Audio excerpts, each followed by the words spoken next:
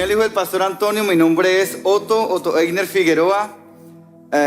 Por la gracia del Señor, estoy pastoreando junto con mi esposa, haciendo un trabajo misionero pastoral en la ciudad de La Paz, Bolivia. Y Dios ha puesto grandes proyectos en nuestros corazones, no solo para la ciudad, sino también para la nación. Y creo que ese tipo de conexiones, como lo dijo el pastor Antonio, son citas divinas. Quiero presentar a mi familia en esta mañana. Les presento a mi esposa, María Alejandra Vargas. Ahí estamos los dos, pero también quiero presentarles a mis hijos, Otto Matías y María Paz. María Paz de 7 años, Otto Matías de 10. Y bueno, ahí hay otras fotitos para que vean, conozcan un poco mi familia, porque bueno, el Señor nos llama a que tengamos esas familias que adoran y exaltan su nombre. Y qué bendición poder estar aquí en esta iglesia que es una familia de familias.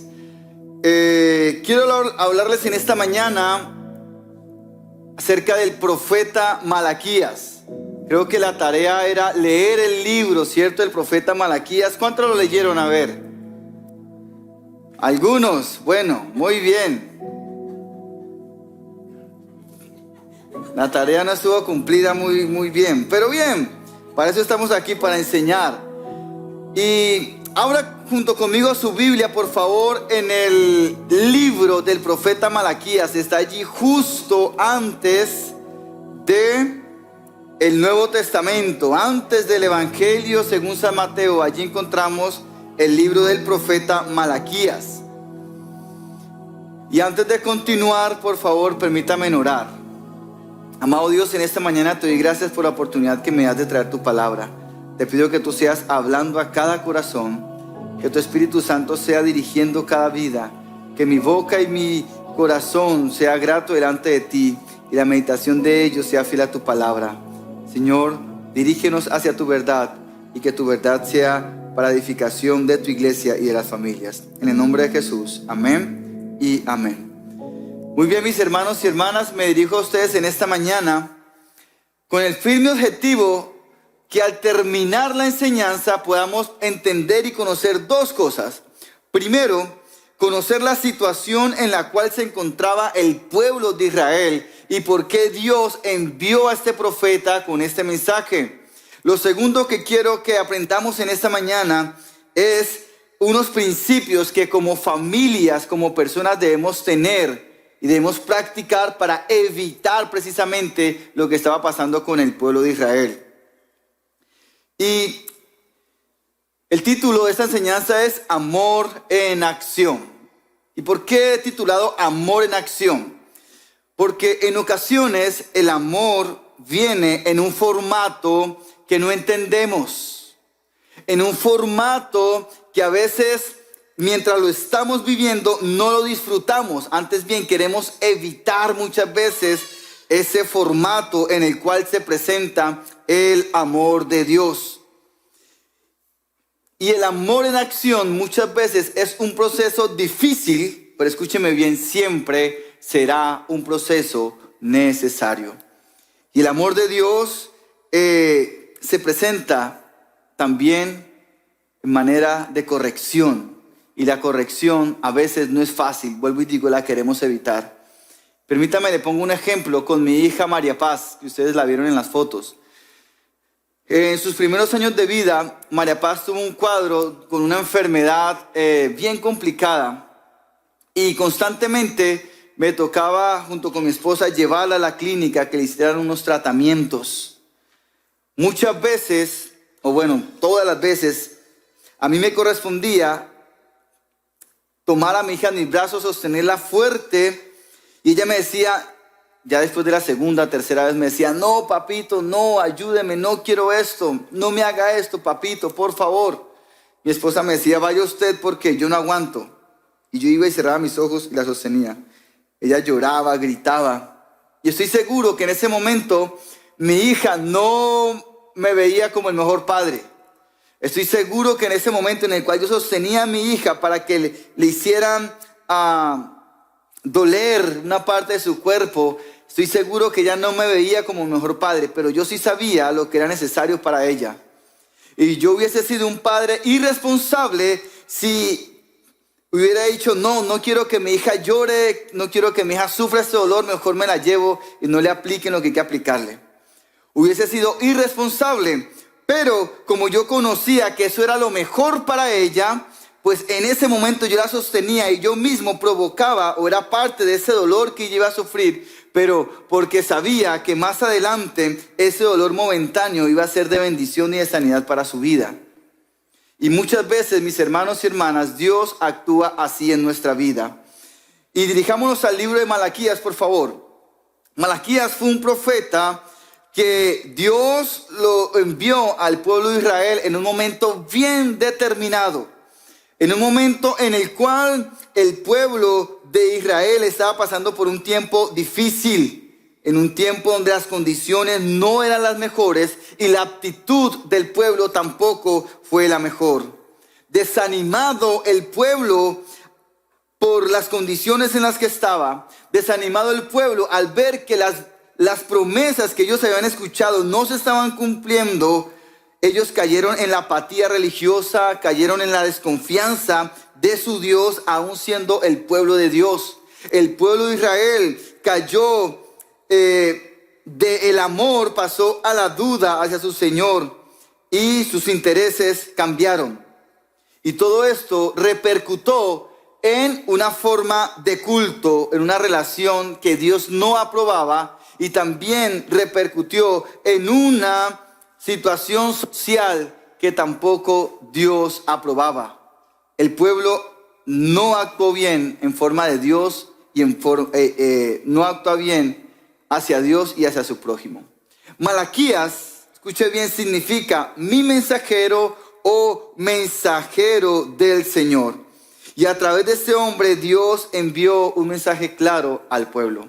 Y quiero brevemente repasar todo el libro. Son apenas 4 capítulos que está dividido en unas partes concretas y quiero referirme a cada una de ellas rápidamente para después ir a los principios que usted y yo como familia, como hijos de Dios, como personas debemos aplicar. Lo que estaba viviendo el pueblo para que la situación se presentara de esa manera, lo que causó esa situación, lo voy a ir nombrando. Y lo primero fue que el pueblo estaba viviendo una desobediencia íntegra. Y esto lo vemos en el capítulo 1, el versículo 2 al 5. Y permítame leer, por favor, Malaquías capítulo 1, versículo de 2 al 5. Dice el Señor a través del profeta: yo os he amado, dice Jehová. Y dijisteis, el pueblo dijo, ¿en qué nos amaste? No era Esaú hermano de Jacob, dice Jehová, y amé a Jacob, a ellos, al pueblo de Israel. Y a Esaú aborrecí y convertí sus montes en desolación y abandoné su heredad para los chacales del desierto. Versículo 4. Cuando Edom dijere, nos hemos empobrecido, pero volveremos a edificar lo arruinado, así ha dicho Jehová de los ejércitos, ellos edificarán y yo destruiré, y les llamarán territorio de impiedad, y pueblo contra el cual Jehová está indignado para siempre. Y vamos al versículo 5. Y vuestros ojos lo verán y diréis, sea Jehová engrandecido más allá de los límites de Israel. En esta primera fase, en esta primera parte, el profeta Malaquías comienza defendiendo una realidad, la realidad del amor electivo de Dios hacia Israel. El profeta empieza diciéndoles, Dios les escogió para ser su pueblo y Dios les escogió para amarles. Y este amor entonces debía ser correspondido por el pueblo, o por lo menos eso era lo que se esperaba, que al Dios haberles escogido, al Dios haberles elegido en amor, el pueblo obedeciera, el pueblo se rindiera a Dios. Lo que esperaba era que el pueblo adorara a Dios genuinamente y que el pueblo guardara su pacto de una manera apropiada. Pero lejos de esto, lejos de lo que se esperaba de un pueblo elegido por Dios, el pueblo que empezó a hacer, empezó a actuar deshonradamente hacia Dios. lo que Dios esperaba de ellos, no lo hicieron. Los formalismos empezaron a verse hipócritamente y la adoración ya era una adoración vana y vacía. El pueblo estaba en una desobediencia íntegra hacia Dios. Y aquí quiero resaltar lo siguiente: este pueblo conocía a Dios, este pueblo conocía de Dios, sin embargo no vivía como él quería.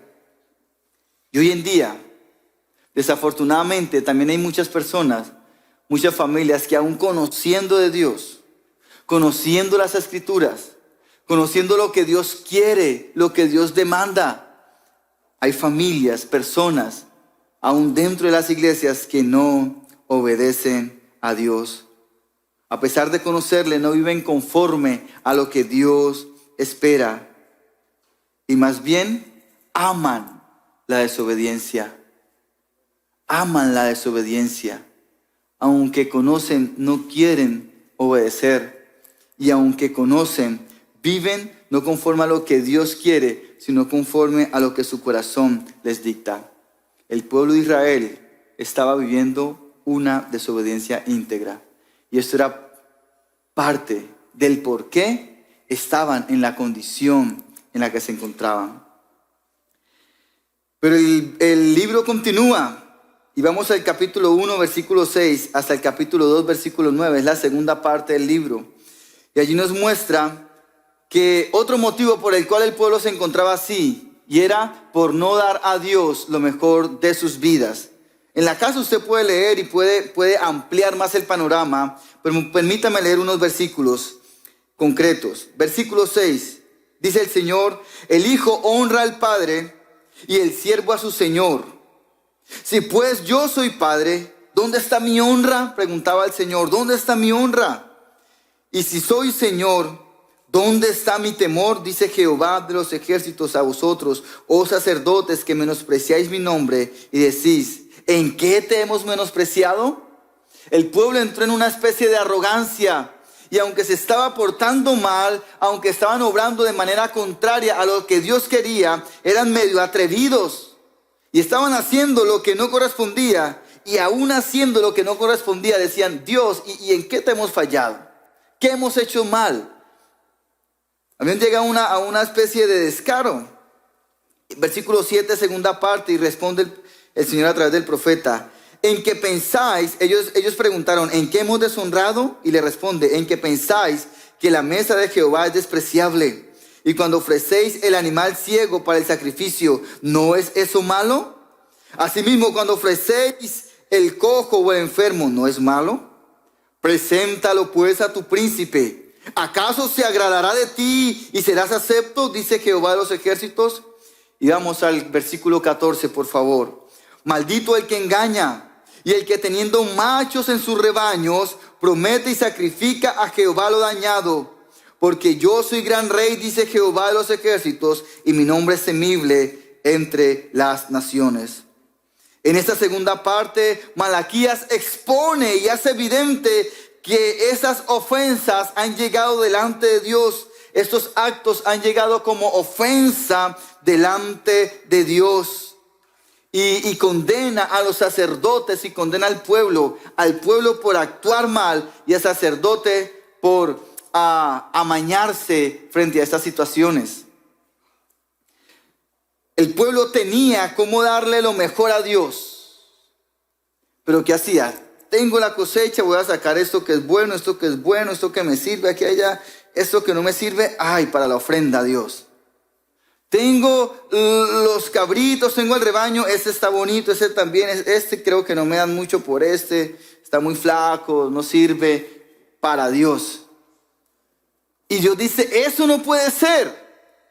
Ni con el pueblo que le ofrece, ni con los sacerdotes que levantan esa ofrenda. Decía el Señor a través del profeta Malaquías: eso no puede ser. Pero no nos quedemos solo en el pueblo de Israel, pensemos en nosotros. ¿Qué le estás dando a Dios? ¿Será que le estamos dando lo mejor de nuestra vida? Este llamado de atención no fue solo para el pueblo de Israel, que era desobediente en ese momento. Es también para aquellas personas y familias que desobediendo le están desobedeciendo, le están dando las obras a Dios. ¿Qué le estás dando a Dios de tu tiempo? Señor, tengo tiempo para esto, y si me queda un poquitico, pero hoy no me quedó. Esta semana tampoco, la otra tampoco. Lo mejor de mis fuerzas, tengo mi juventud, tengo mi ánimo y todo, como decía el pastor ahora, las fuerzas. Pero tengo fuerzas para esto, y después ya cuando no tengo fuerzas, entonces sí quiero dedicarle al Señor. ¿Qué le estás dando a Dios? ¿Qué de tu tiempo, qué de tu vida le estás dando a Dios? Desafortunadamente, sin querer, y más desafortunado, aún queriendo, muchos le están dando las obras a Dios. ¿Será que Dios merece obras? ¿Será que Dios merece limosnas? ¿Será que Dios merece lo que no necesitamos? De ninguna manera. De tal manera amó Dios al mundo que dio a su Hijo. ¿Y su Hijo qué dio? Todo. ¿Para qué? Para que todo aquel que en Él crea no se pierda, mas tenga vida eterna. Padre, ¿qué le estás dando a Dios? Madre, ¿qué le estás dando a Dios? Hijos, ¿qué le estamos dando a Dios? Pero vamos a la tercera parte. Lo primero que hemos visto por el cual el pueblo estaba así es que el pueblo estaba desobedeciendo, estaba en una desobediencia íntegra. Lo segundo es que no le estaban dando a Dios lo mejor. Pero lo tercero que provocó esta condición es que ellos tenían relaciones destructivas. Y eso también desagradaba a Dios. Miremos por favor esta parte desde el capítulo 2, versículo 10 al versículo 16. Pero leamos un poco. Dice, leamos el versículo 11 concretamente. Prevaricó Judá y en Israel y en Jerusalén se han cometido abominación, porque Judá ha profanado el santuario de Jehová que él amó y se casó con hija ¿de qué? De Dios extraño. Dios les había prohibido rotundamente que se casaran, que entablaran relaciones íntimas con personas de otras tribus, de otros lugares. ¿Por qué? Sencillamente porque Dios quería resguardarles. Los límites que ponía Dios o que puso y sigue poniendo no son para perjudicar la vida de quienes reciben esos límites. No. Dios siempre actúa con amor y si le ponía límites era para salvaguardarlos y para protegerlos del mal que podía venir por tener relaciones íntimas con personas extrañas. Dios sigue siendo Dios y Dios sigue siendo Dios por la eternidad. A Dios no lo va a cambiar si el pueblo o si las personas hacen lo que a Él no le agrada. Dios no va a cambiar si el pueblo o su iglesia tiene relaciones íntimas de amistad o cualquier tipo de relaciones con personas que Él no aprueba. Dios no va a cambiar. Pero ¿quiénes vamos a ser protegidos y quiénes vamos a ser bendecidos o maldecidos con ese tipo de relaciones? ¿Quién las tiene? Hay personas que dicen, pastor, no, es que ese negocio va a dar muy buen dinero, pero mire, esa persona es tramposa, esa persona hace daño, esa persona hace negocios chuecos. No, pero es que el negocio es bueno. E insisten, y tarde o temprano se ven envueltos y haciendo lo mismo. El papá le dice a la hija, mire, ese hombre no te conviene. Y la hija insiste. La madre o el padre le dice al hijo, mire, esa mujer no te conviene. Pero insisten. Y más tarde llegan llorando y lamentándose. Papá tenía razón, mamá tenía razón. El Señor le dijo eso al pueblo porque quería salvaguardarlo. Pero ¿sabe qué hizo el pueblo? Tuvo relaciones que lo llevaron a destruirlos. ¿Cómo están nuestras relaciones? No solo relaciones sentimentales, sino relaciones de trabajo, relaciones con los vecinos. Ahora, yo no estoy diciendo que no podamos relacionarnos con personas que no conocen del Señor. Claro que sí. Pero el tipo de relación que debemos tener nosotros es un tipo de relación que influya hacia esas personas. Un tipo de relación que conscientemente yo cada día me relacione con ellos con la intención de entablar amistad, sí, pero hablarles del Señor, compartirles del Evangelio de salvación. Cuando se vuelve una relación no agradable, cuando esa persona comienza a influir en mí, en lugar de yo influir en ellos. Y el Señor dice que ese tipo de relaciones no son de bendición. Dice la palabra del Señor que las malas amistades corrompen las buenas costumbres. Y debemos tener cuidado con las amistades que elegimos, con las personas a las cuales les abrimos las puertas de nuestra casa y de nuestro corazón. Pero cuarta parte del libro, y ya vamos avanzando, está entre el capítulo 2, versículo 17, al capítulo 3, versículo 5. Esta es la cuarta parte del libro. Y allí nos habla otro punto de por qué el pueblo estaba como estaba. ¿Y sabe qué estaban haciendo? Ellos tenían complacencia de lo malo. Versículo 17 del capítulo 2 dice: habéis hecho cansar a Jehová con vuestras palabras y decís, ¿en qué hemos cansado? En que decís, cualquiera que hace mal agrada a Jehová, y en los tales se complace. O si no, ¿dónde está la justicia de Dios? ¿Qué estaba diciendo el pueblo? Se había vuelto un pueblo descarado. El pueblo estaba diciendo a Dios, mire Dios, vemos personas que hacen lo malo. Vemos personas que no te obedecen, que no obedecen la ley y todo aquello, pero a ellos les va bien. Entonces ellos le estaban diciendo, Dios, ¿y dónde está tu justicia? ¿Qué pasa? Señor, voy a la iglesia, hago una cosa, hago otra, pero veo a las personas que están allá afuera prosperando, quizás haciendo una cosa u otra. ¿Qué pasa, Dios? ¿Será que no tiene ningún valor venir a la iglesia, buscar santidad? ¿Será que no tiene ningún valor leer tu palabra, estar aferrado a ti? ¿Qué pasa con los malos?, decía el pueblo de Israel. Pero ¿sabe por qué decían esto? Porque ellos se fijaban solo en lo material, en lo que ven sus ojos. Y dije, déjeme decirle algo. El enemigo ofrece muchas cosas deslumbrantes. Yo creo que quizás ya lo han dicho aquí, pero si no lo han dicho, les doy a conocer. Les cuento un secreto del pecado. El pecado es rico. La carne disfruta el pecado. Si el pecado no fuera rico, nadie pecaría. Si el pecado no atrayera, nadie pecaría. Pero eso precisamente es el engaño de Satanás, que hace atractivo el pecado y le ofrece a la persona lo que su corazón apartado del Señor desea. Y entonces nos fijamos, pero mire, esta persona tiene el carro que yo quiero, esta persona tiene la empresa que yo quiero, esta persona tiene esto y esto y eso otro que yo he deseado, y yo aquí un domingo viniendo a escuchar a un pastor de Colombia que vive en Bolivia. ¿Qué pasa? Pero el Señor los corrige y les dice que ellos están cometiendo un mal, porque el Señor más adelante va a decir que el juicio sobre estas personas va a ser terrible, pero aquellos que temen al Señor tendrán una gloriosa herencia eterna. Amén. Pero el pueblo de Israel estaba ciego y estaba en complacencia de lo malo, y estaban allí queriendo hacer. Mis hermanos, tengamos mucho cuidado, porque uno de los peores errores que puede cometer cualquier persona, cualquier familia, es darle complacencia a lo que Dios no aprueba. Sea lo que sea. Cuando hacemos tal acto, estamos cogiendo un camino peligroso cuyo fruto siempre va a ser desastroso. El fruto del pecado es la muerte, el sufrimiento eterno, pero el fruto del pecado aquí en la tierra también a la postre va a ser desastroso.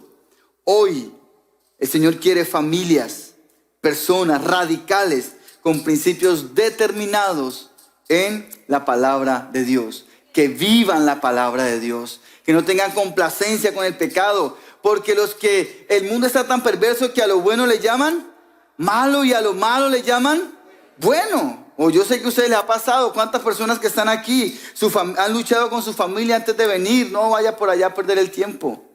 Y le llaman bueno a irse a darle rienda suelta al pecado. Pero continuemos. Quinto punto, por favor. La quinta parte de este libro está entre el capítulo 3, versículos 6 al 12.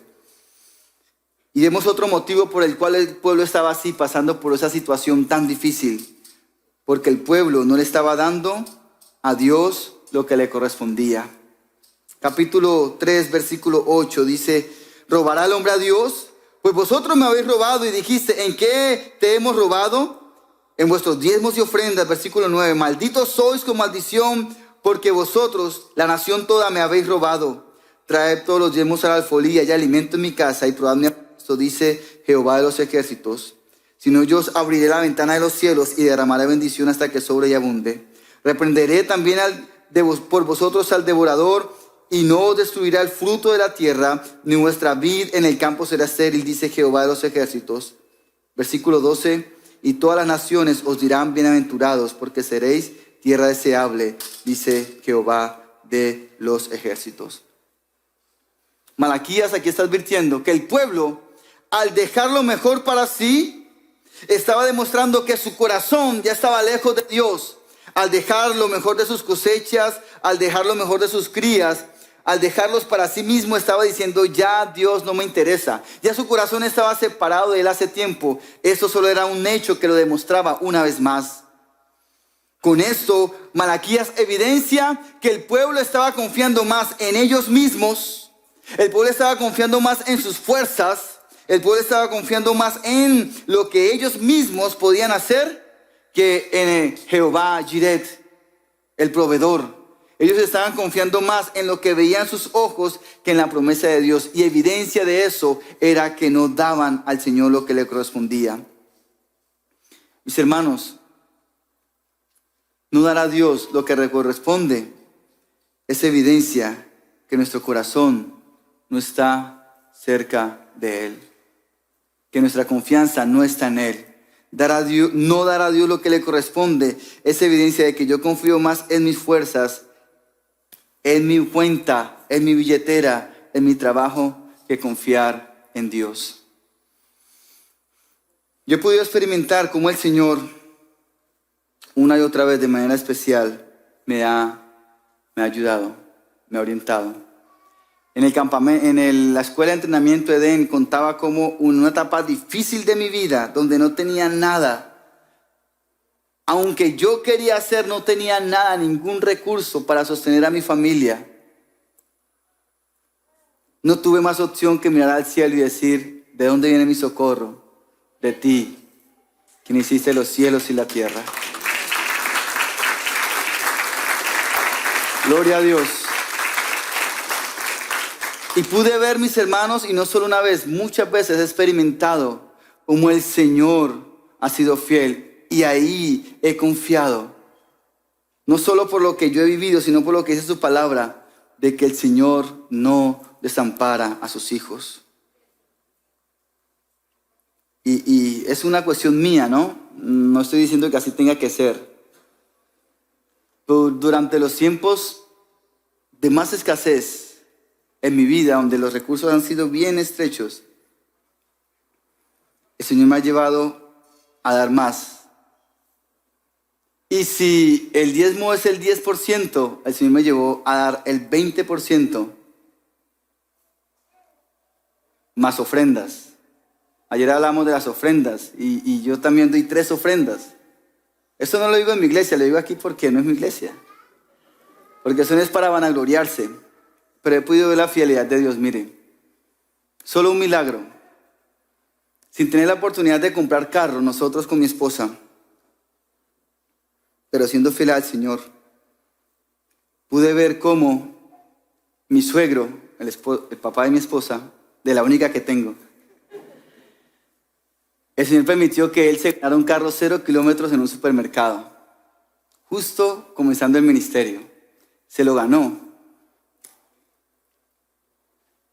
Dijo: aquí está, para las misiones, para que lo use. No tenemos cómo comprarlo, pero Dios es fiel. Dios es fiel. Y Dios requiere de nosotros, mis hermanos, que seamos fieles. No porque nos vaya a dar más, no, porque Él ya nos ha dado suficiente y en obediencia debemos darle. Porque Él ya nos ha dado todo y cuando damos evidencia de que nuestra confianza no está puesta en mi capacidad, en mi billetera, no está puesta en mi negocio, no, está por sobre encima de todo. Y es que mi confianza está puesta en aquel que hizo los cielos y la tierra. Amén.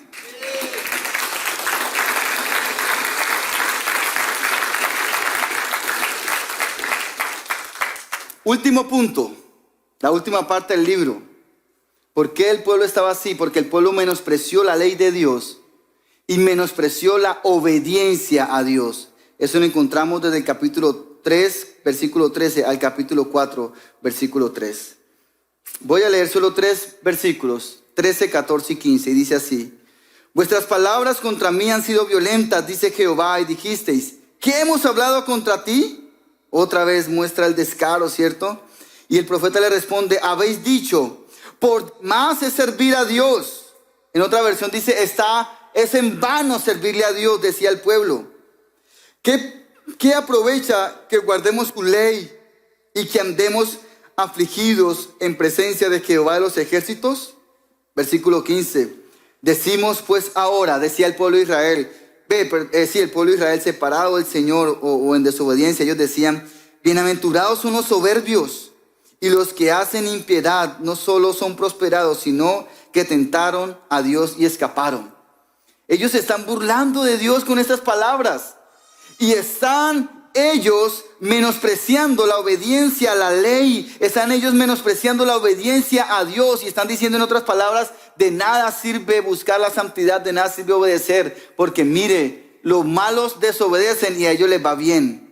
Pero si usted continúa leyendo el libro, se dará cuenta que después va a hablar del día del Señor, el día que va a ser terrible para aquellos que han menospreciado al Señor, pero un día que va a ser de gozo para aquellos que temen y guardan la ley de Dios.